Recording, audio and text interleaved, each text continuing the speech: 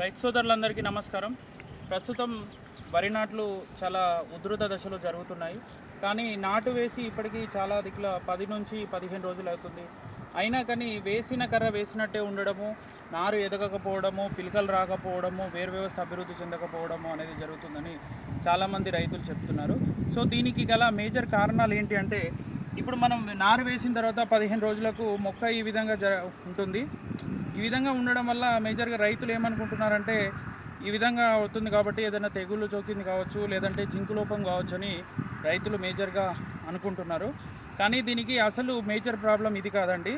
ఇక్కడ కింద మనము ఒక గంట పీకి చూసినట్టు ఉంటే కింద ఈ విధంగా వేరు వ్యవస్థ అనేది నల్లగా మారుతుంది. దీనికి ముఖ్య కారణము నిమటోడ్స్ అండి. నిమటోడ్స్ వల్ల అండ్ ఇంకోటి దుబ్బకులు కూడా రావడం జరుగుతుంది. ఈ నిమటోడ్స్ దుబ్బకులు రావడం వల్ల పైన మనకు పిలకలు అనేటివి ఈ విధంగా మారుతున్నాయి.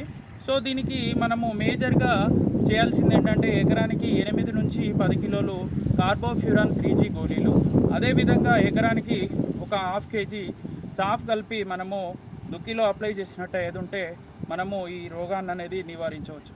Thank you.